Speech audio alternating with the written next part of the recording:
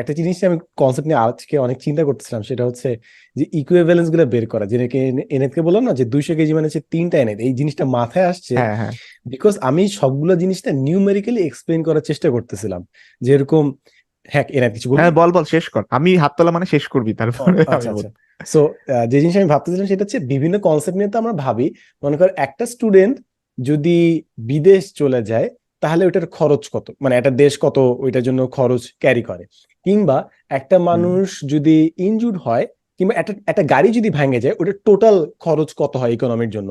তো আমরা বিভিন্ন জিনিস বলি, যেরকম একটা মানুষ অসুস্থ হয়েছে, মানে হুম, অসুস্থ হওয়ার খরচটা কতটা ইকোনমির জন্য, এই হিসাবগুলো আসলে অনেক সময় আমরা হুম, জানি না। তো হুম, এটা একটা টেডেক্স টক দেখছিলাম যে এখানে মিলিটারি বানাইছে, যে ওরা হিসাব করছে যে মানুষ ইনজুরির কারণে কত মিলিয়ন ডলার খরচ হয় জাস্ট চিকিৎসা খাতে।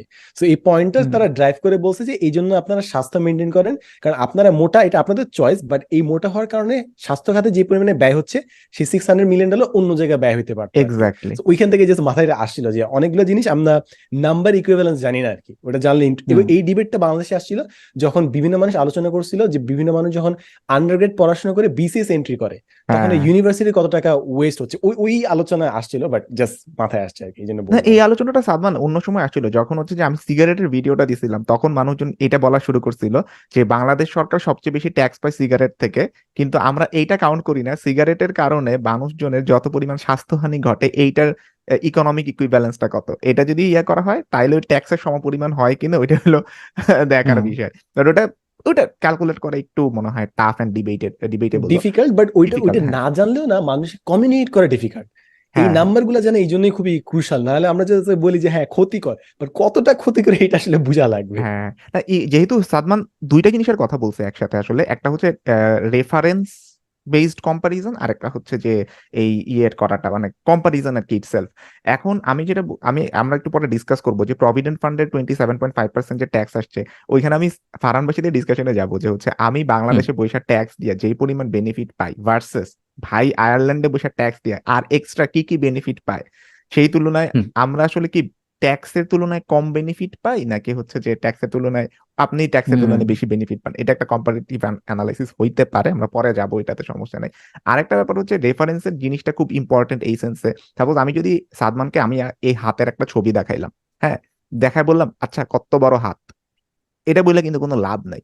লাভটা হবে যদি আমি এই হাতের পাশে একটা কলা রাখি বা হাতের পাশে একটা কলম রাখি, তাইলে বোঝা যাবে এই কলমের রেফারেন্সে আমার হাতটা কত বড়। সো রেফারেন্স দেখানো কিন্তু খুব ইম্পর্টেন্ট। আমাদের এখানে সবাই যখন কোনো ছবি টবি দেয়, সাপোজ এলিভেটেড এক্সপ্রেসওয়ের মধ্যে আমি দিলাম যে একটা গাড়ি খুব জোরে যাইতেছে, একটা ভিডিও করে দিলাম, এই তো ঠিক আছে, এরকম রেফারেন্স।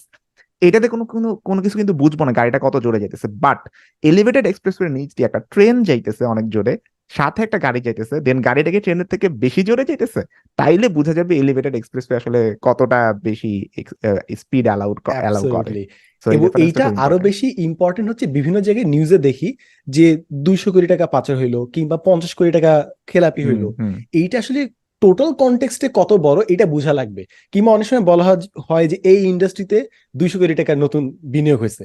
হুম, এখন ইট ডিপেন্ডস যে এটা কি 1000 কোটি টাকার ইন্ডাস্ট্রি নাকি জাস্ট হুম, 50 কোটি টাকার ইন্ডাস্ট্রি। হুম, পঞ্চাশ হুম, কোটি টাকার ইন্ডাস্ট্রি 200 কোটি টাকা মানে it's a humongous thing.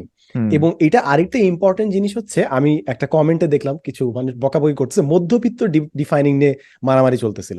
So কে হুম, বলতেছে 50,000 টাকা ইনকাম মানে হচ্ছে মধ্যবিত্ত, কে বলতেছে না। ওয়েল ইট ডিপেন্ডস যে 50,000 টাকা যে ইনকাম করতেছে ওখানে কি মা বাবা দুইটা সন্তান এক্সটেন্ডেড ফ্যামিলি আছে, ওই হুম, ফ্যামিলিতে কারো কি ক্যান্সার আছে, it depends on a lot of staff. ওইটার উপর ডিপেন্ড করে যে 50,000 কি মধ্যবিত্তের মধ্যে পড়ে নাকি অন্য কিছুর মধ্যে পড়ে। তো আমার এই কনটেক্সটটা আমি অনেক জায়গায় অ্যাড করি না জন্য আসলে জিনিসগুলা মিস আউট হয়ে যায় আর কি। হুম, আমাদের এক্স্যাক্টলি। বাংলাদেশে, বিদেশে যেরকম আমরা বলি যে অমুক মিলিয়নিয়ার তমুক বিলিয়নিয়ার, সো খুব ক্লিয়ার ডেফিনেশন আছে যে আহ, একজন বড় লোক একজন গরিব এরকম। আমাদের ক্ষেত্রে একটু ধরো নিম্নবিত্ত, নিম্ন মধ্যবিত্ত, মধ্যবিত্ত, উচ্চ মধ্যবিত্ত, ব্যাপার উচ্চবিত্ত। আচ্ছা, এত লেয়ার নিম্ন আমাদের। উচ্চবিত্ত, মধ্য উচ্চবিত্ত, উচ্চ উচ্চ। তো ওইখানে একটু হিসাব করাটা কঠিন হয়ে যায় যে আসলে আপনার ইকোনমিক অবস্থা কি।